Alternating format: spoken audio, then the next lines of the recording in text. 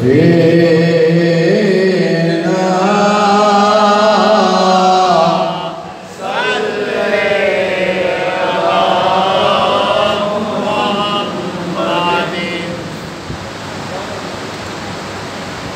بزرگوں، بھائیوں، عزیزوں، تقریر کا موضوع ہے عید الفطر۔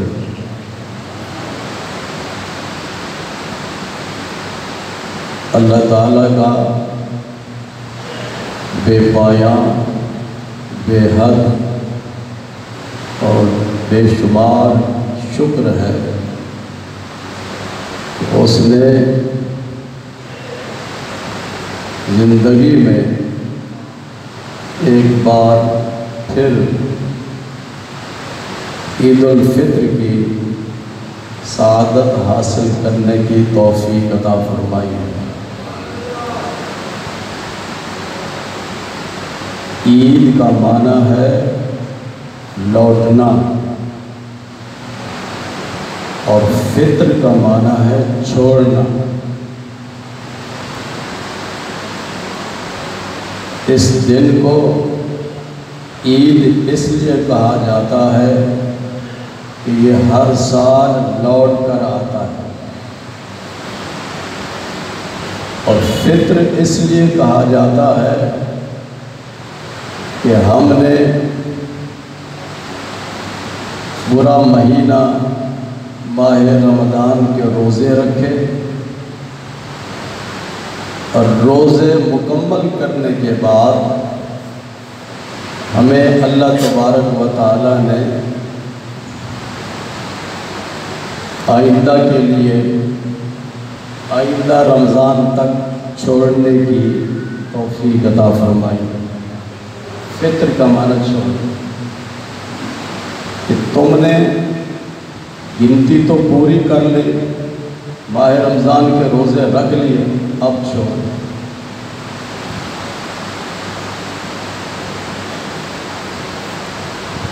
حدیث پاک میں ہے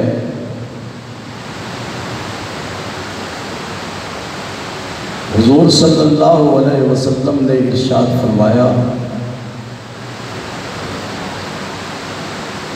جب لوگ عید الفطر کی نماز کے لیے حاضر ہوتے ہیں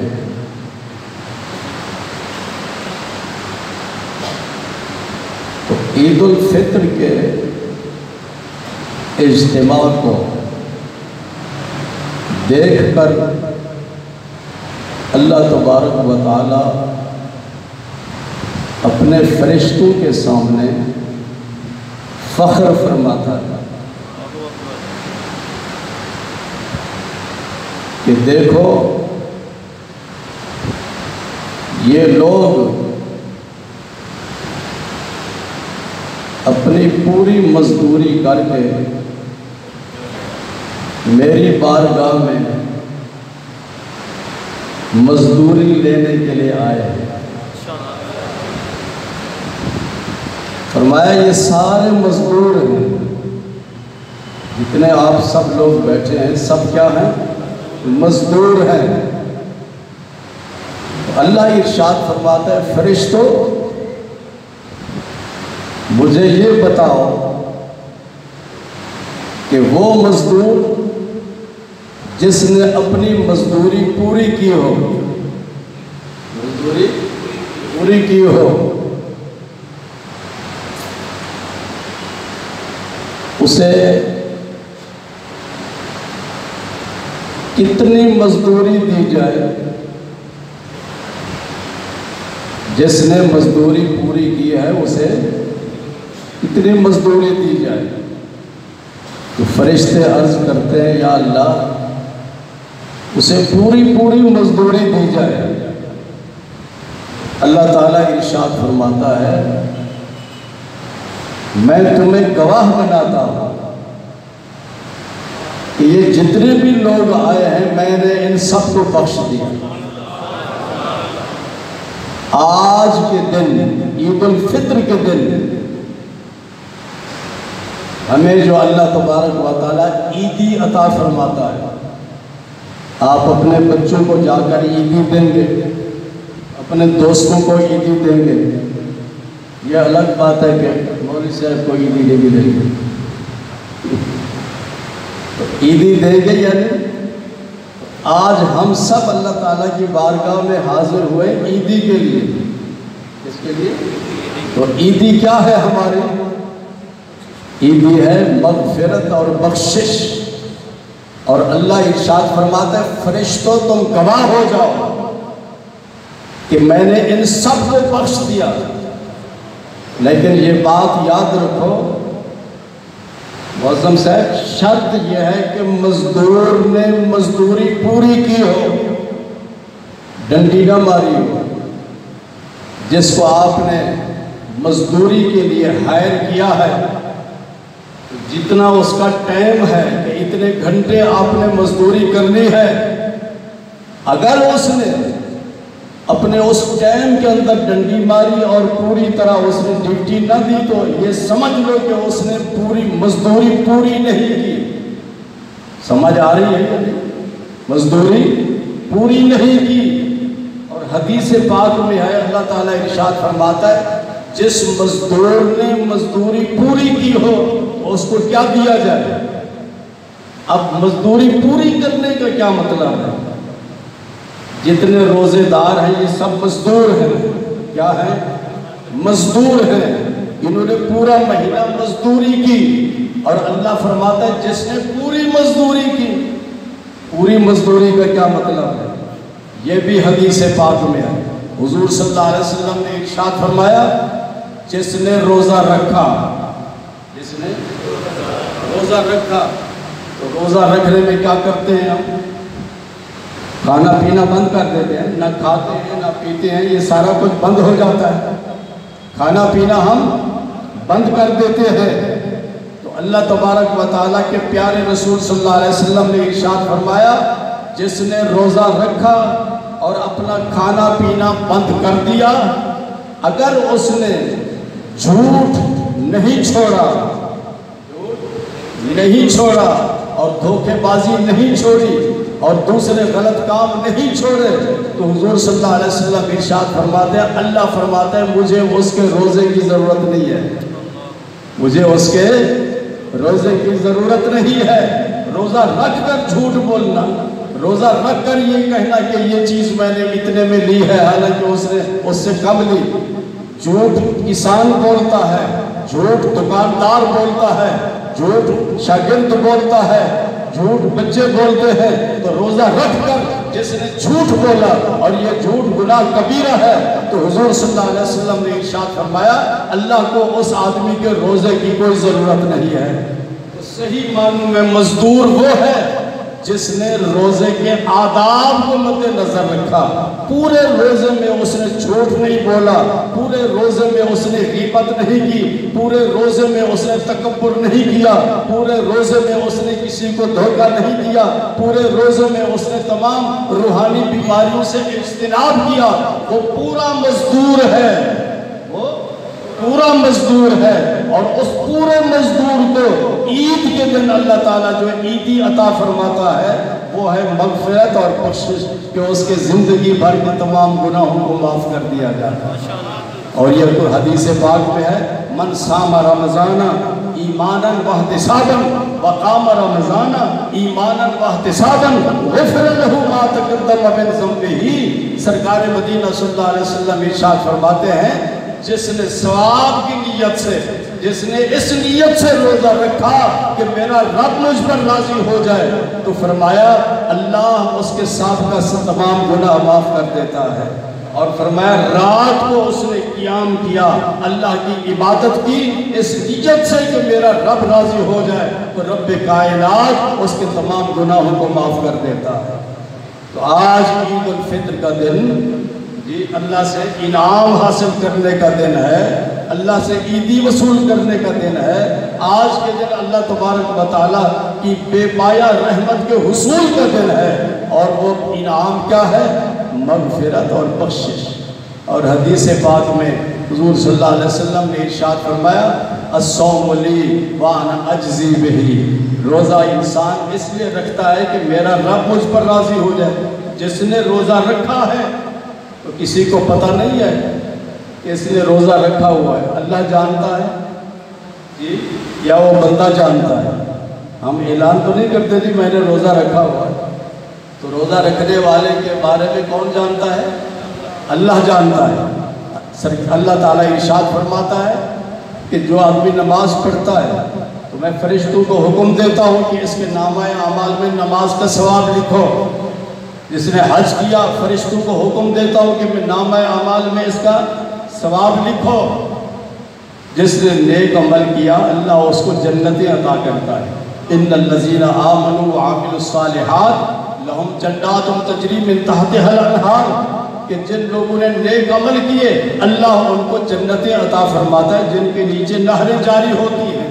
تو ہر نیک عمل کا بدلہ جنت ہے، اور روزے کا بدلہ خالق جنت ہے، خالق جنت ہے۔ اللہ فرماتا ہے میں اس کے روزے کا بدلہ ہوں، اور یا یہ ہے کہ فرشتے روزے کا بدلہ لکھتے ہیں، اس کا ثواب میں لکھتا ہوں۔ تو جس کا ثواب اللہ لکھ دے تو اس کی بارگاہ میں تو رحمت کی کوئی کمی نہیں ہے، کم ثواب تو نہیں لکھے گا، بہت زیادہ ثواب لکھے گا۔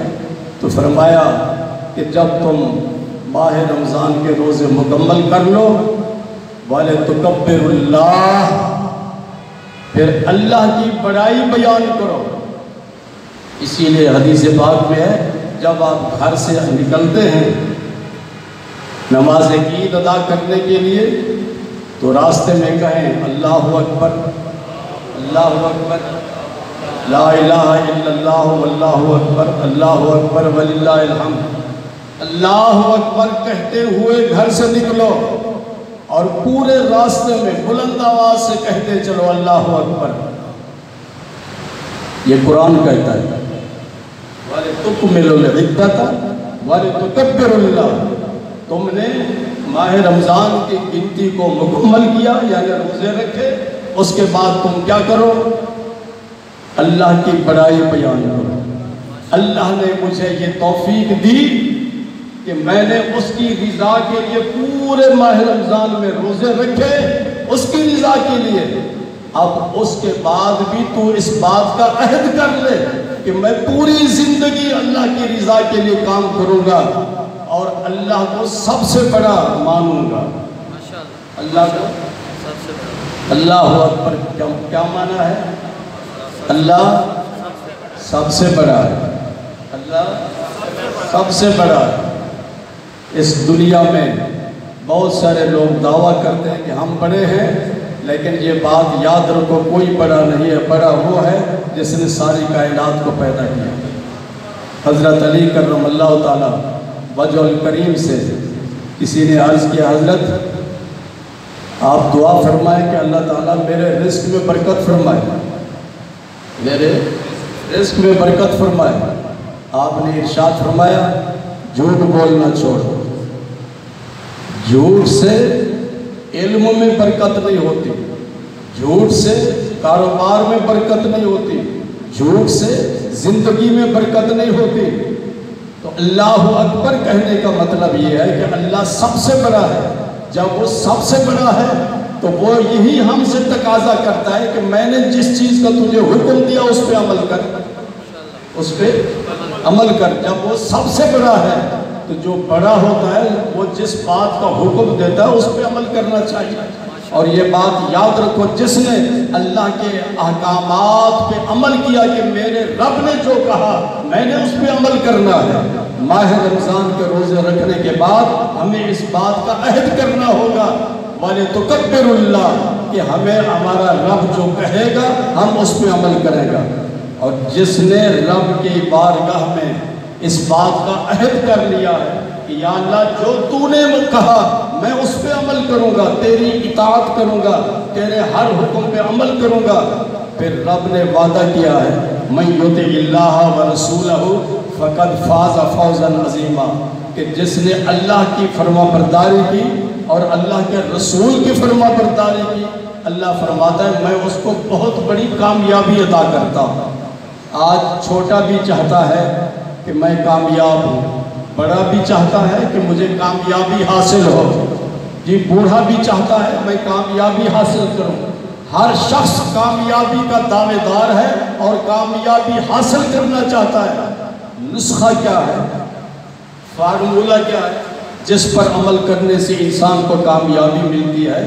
اللہ نے ارشاد فرمایا جس نے اللہ اور اس کے رسول کے حکم پہ عمل کیا اللہ اس کو بہت بڑی کامیابی عطا کرتا ہے۔ یہ قرآن کا وعدہ ہے۔ جی قرآن سچا ہے یا نہیں؟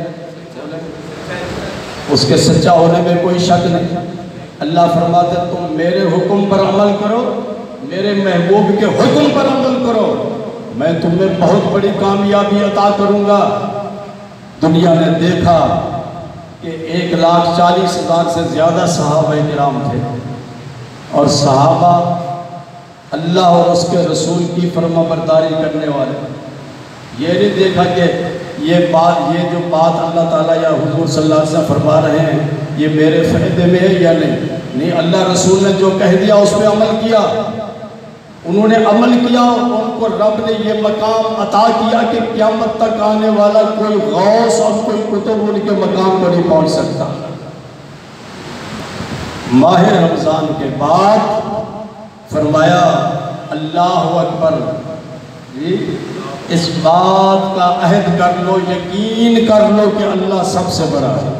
اللہ صرف عید الفطر کے دن نہیں، صرف اس دن کہو اللہ اکبر، اللہ بڑا ہے نہیں، زندگی بھر پوری زندگی اس بات کا وعدہ کر لو کہ اللہ سب سے، امریکہ سے بڑا ہے، روسیا سے بڑا ہے، ان یہودیوں سے بڑا ہے، ان عیسائیوں سے بڑا ہے، ان سب بدماشوں سے بڑا ہے، ساری کائنات سے بڑا کون ہے؟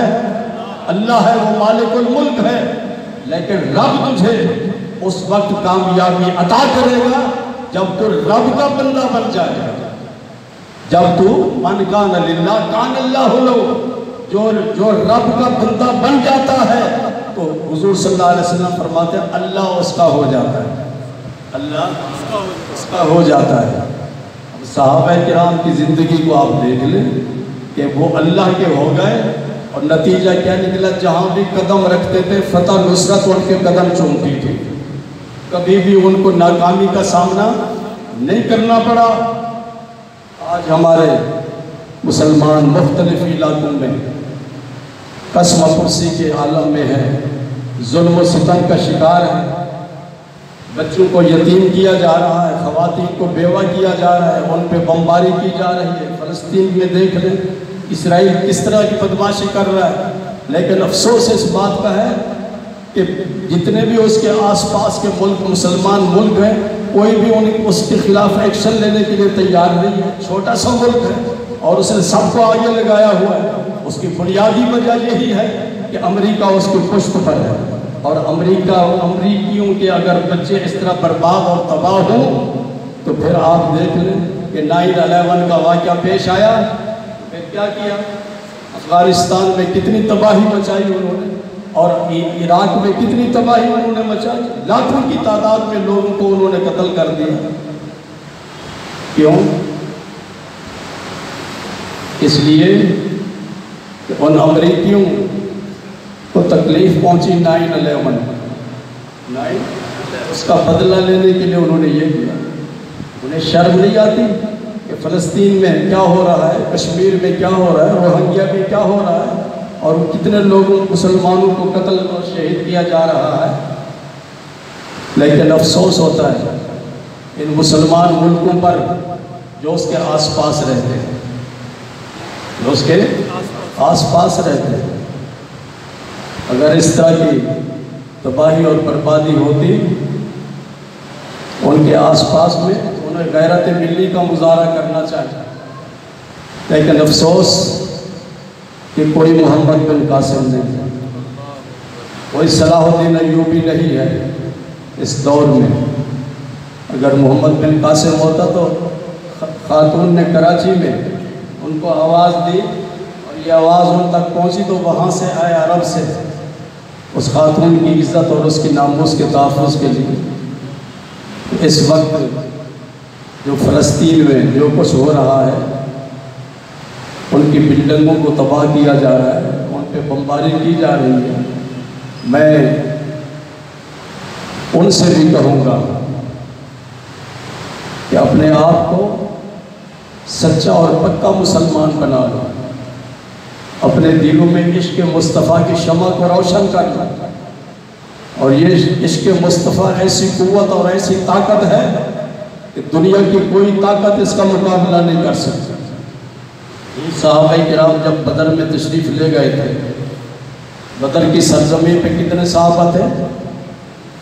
بولے 313 تھے، اور ان کے مقابلے میں 1000 تھا، اور وہ ہر قسم کے اس وقت کے فوجی ساز و سامان سے مسلح تھے، ہر چیز ان کے پاس تھی، خوراک بھی ان کے پاس، اسلحہ بھی ان کے پاس، افرادی قوت بھی ان کے پاس، اور مسلمانوں کے پاس صرف 313 مسلمان اور 7 کے قریب اونٹ اور 7 کے قریب تلواریں، فوجی ساز و سامان بھی نہیں، لیکن ان کے سینوں میں عشق مصطفیٰ تھا، ان کے سینوں میں عشق مصطفیٰ تھا، اور عشق مصطفیٰ وہ قوت اور وہ طاقت ہے کہ جس کی وجہ سے انہوں نے عرض کیا یا رسول اللہ صلی اللہ علیہ وسلم اگر آپ ہمیں حکم دیں کہ سمندر میں کود جاؤ، ہم یہ نہیں پوچھیں گے کہ ہماری جان بچ جائے گی یا نہیں بچے گی، آپ کے حکم کی تعمیل کرتے ہوئے سمندر میں کود جائیں گے۔ پھر ایک اور صحابی عرض کرتا ہے یا رسول اللہ ہم حضرت موسیٰ علیہ السلام کی قوم نہیں ہیں، جب انہوں نے جہاد کا اعلان کیا تو انہوں نے کہا موسیٰ تم بھی جاؤ جہاد کے لیے، اپنے رب کو ساتھ لے جاؤ، جا کے جہاد کرو، ہم یہاں بیٹھے ہیں، ہم جہاد کرنے کے لیے تیار نہیں ہیں۔ تو حضور صلی اللہ علیہ وسلم سے صحابہ نے عرض کیا یا رسول اللہ آپ جو حکم دیں، ہماری جان بھی آپ کے لیے، ہمارا مال بھی آپ کے لیے، اولاد بھی آپ کے لیے، ساری چیزیں آپ کے لیے ہیں۔ آج کا مسلمان اگر اپنے دل کے اندر عشق مصطفیٰ کی قوت کو پیدا کر لیتا ہے تو دنیا کی کوئی طاقت اسے شکست نہیں دے سکتی۔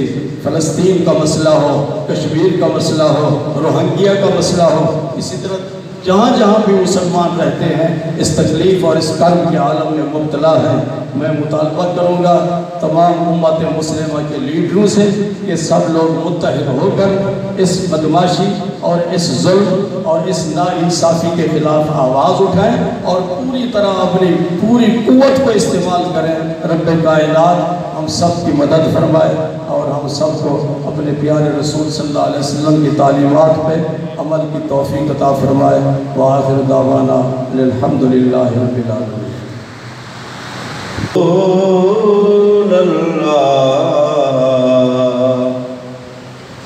وسلم علیکہ یا حبیب اللہ، اٹھا دو پردہ دکھا دو چہرہ،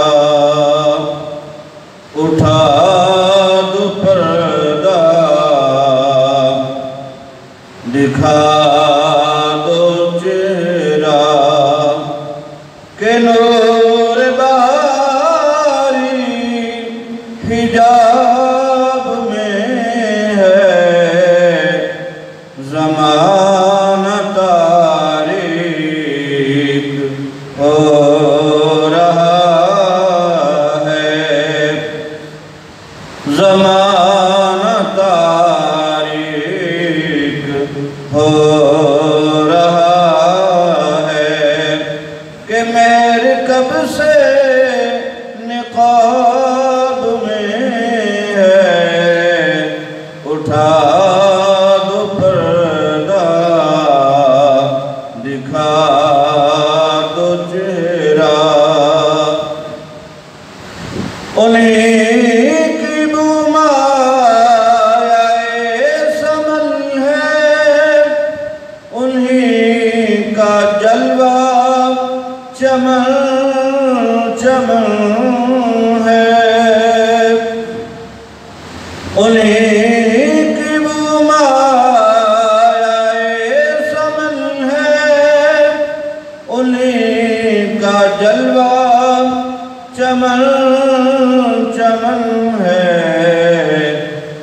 انہیں سے گلشن مہک رہے ہیں، انہیں سے گلشن مہک رہے ہیں، انہیں کی رنگت گلاب میں ہے، اٹھا دو پردہ دکھا دو چہرہ، کریم اپنے کرم کا صدقہ لئیم بے قدر کو نہ شرما، کریم اپنے کرم کا صدقہ لئیم بے قدر کو نہ شرما، تو اور رضا سے حساب لینا، تو اور رضا سے حساب لینا، رضا بھی کوئی حساب میں ہے، اٹھا دو پردہ دکھا دو چہرہ۔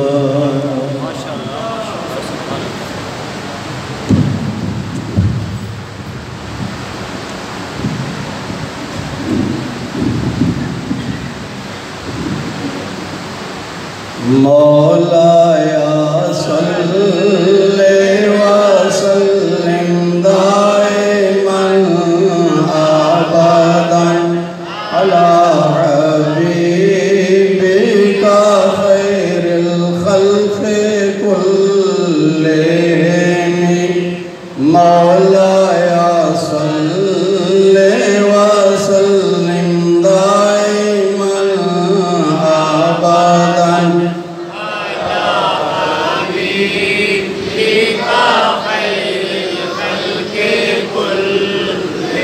من تذکر جیران بذی سلام، مزج تدمعا جرى من مقلة بدم، مولاي صل وسلم دائما أبدا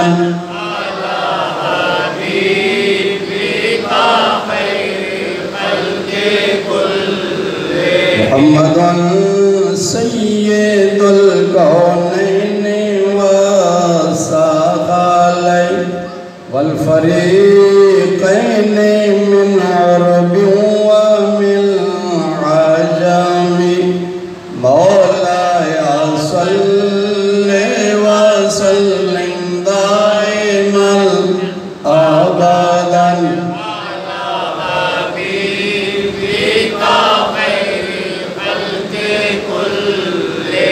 هو الحبيب الذي ترجى شفاعته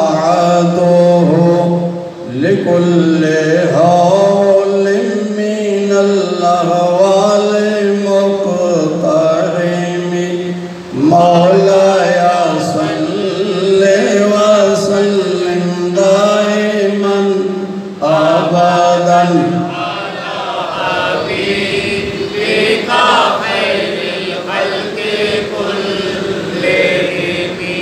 فاق النبيين في خلق وفي خلق ولم يضانوه في علم ولا كرم، مولاي صل وسلم دائما أبدا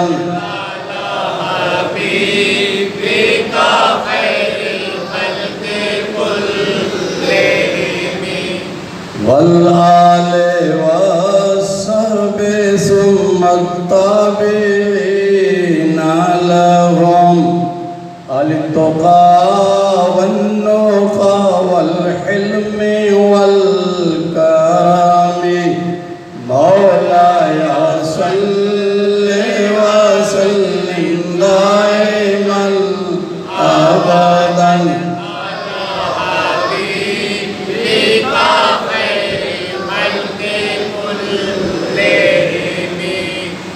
ابھی ہم نماز پڑھیں گے تو نماز کا طریقہ سمجھ لیں.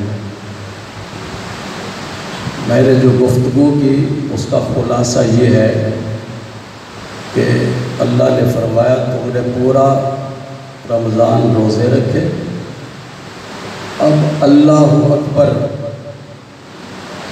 اللہ کی تکبیر کہو، یعنی دل سے اس بات کو مان لو کہ اللہ سب سے بڑا ہے.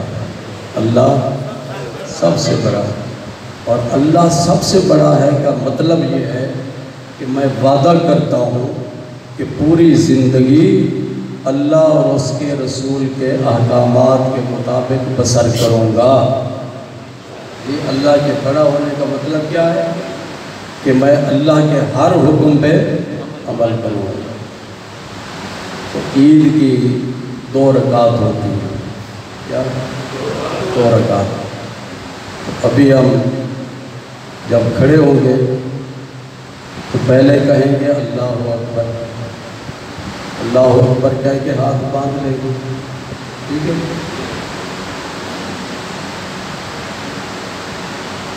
اس کے بعد کیا کریں گے؟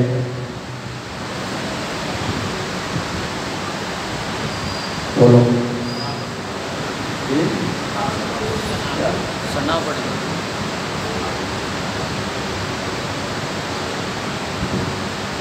سبحانک اللہم و بحمدک و تبارک اسمک و تعالی جدک، یہ ہر سال بتاتے ہیں آپ. پھر کہیں گے اللہ اکبر. جی کان تک ہاتھ اٹھا کے کہیں گے اللہ اکبر. پھر دوسری دفعہ کان تک ہاتھ اٹھا کر اللہ اکبر. پھر تیسری دفعہ کان تک ہاتھ اٹھا کر اللہ اکبر کہہ کر ہاتھ باندھ لیں گے. ٹھیک ہے، سمجھ آ گیا؟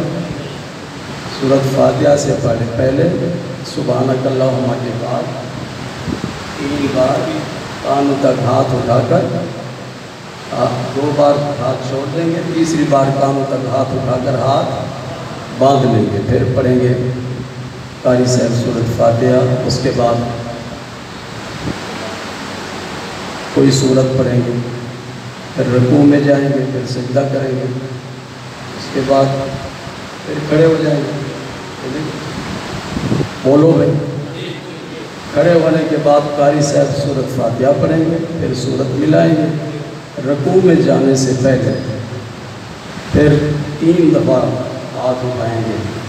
3 دفعہ اللہ اکبر کہہ کر ہاتھ چھوڑ دیں گے، اللہ اکبر کہہ کر ہاتھ چھوڑ دیں گے، اللہ اکبر کہہ کر ہاتھ چھوڑ دیں گے. پھر چوتھی تکبیر کہہ کر رکوع میں جائیں گے. پہلی رکعت میں تیسری تکبیر کہہ کے ہاتھ باندھ لیتے تھے، لیکن دوسری رکعت میں 3 تکبیروں پہ عمران کان تک ہاتھ اٹھائیں گے، ہاتھ چھوڑ دیں گے. پھر چوتھی تکبیر میں کان تک ہاتھ نہیں اٹھائیں گے بلکہ رکوع میں چلے جائیں گے. تو اس کے بعد پھر خطبہ ہوگا. نماز کے بعد خطبہ ہوگا. خطبہ سننا بھی ضروری ہے، اور جو آدمی نماز پڑھ کے خطبہ سنے بغیر چلا جائے تو اس کی عید مکمل نہیں ہوگی.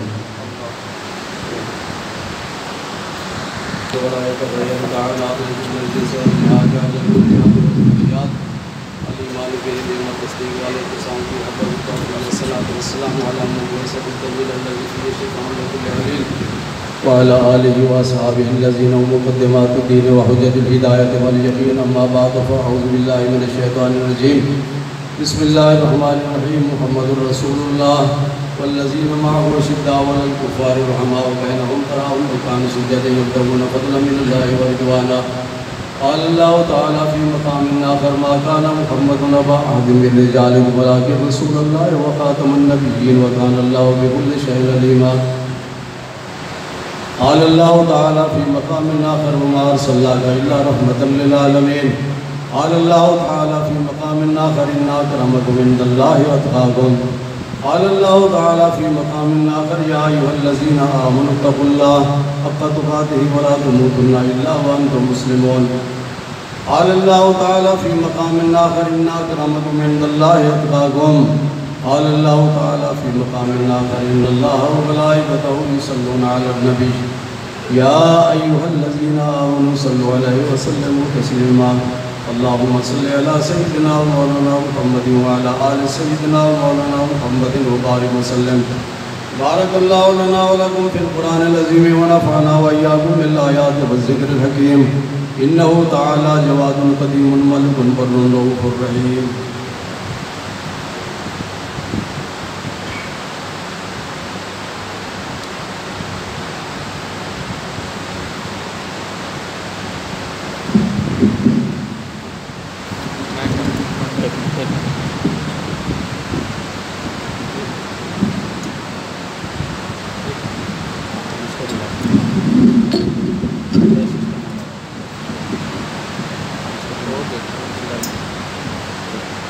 الحمد لله نحمده ونستعينه ونستغفره ونؤمن به ونتوكل عليه ونعوذ بالله من شرور انفسنا ومن سيئات اعمالنا.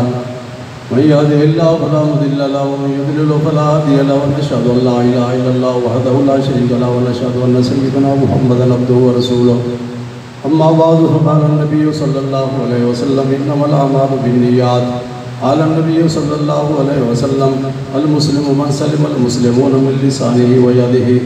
قال النبي صلى الله عليه وسلم اصحابي كالنجوم بأيهم اقتديتم اهتديتم. قال النبي صلى الله عليه وسلم لو كنت متخذا خليلا غير ربي لاتخذت أبا بكر خليلا. قال النبي صلى الله عليه وسلم لو كان بعدي نبي لكان عمر. قال النبي صلى الله عليه وسلم أنا مدينة العلم عثمان سقفها. قال النبي صلى الله عليه وسلم أنا مدينة العلم وعلي بابها. قال النبي صلى الله عليه وسلم الحسن والحسين سيدا شباب أهل الجنة. قال النبي صلى الله عليه وسلم فاطمة سيدة نساء أهل الجنة. قال النبي صلى الله عليه وسلم كلمتان خفيفتان على اللسان ثقيلتان في الميزان حبيبتان إلى الرحمن سبحان الله وبحمده وسبحان الله العظيم. اللهم أيد الإسلام والمسلمين. اللهم أعز الإسلام والمسلمين. اللهم انصر من نصر دين محمد صلى الله عليه وسلم واجعلنا منهم. اللهم اخذل من خذل دين محمد صلى الله عليه وسلم ولا تجعلنا منهم. عباد الله رحمكم الله ان الله يأمر بالعدل والإحسان وإيتاء ذي القربى وينهى عن الفحشاء والمنكر والبغي يعظكم لعلكم تذكرون. اذكروا الله يذكركم وادعوه يستجب لكم ولذكر الله تعالى أعلى وأولى وأعز وأجل وأتم وأهم وأعظم وأكبر واللہ یعلم ما تصنعون. ایک بار سورہ فاتحہ، 3 بار سورہ اخلاص، اول آخر ایک بار قرآن شریف پڑھ.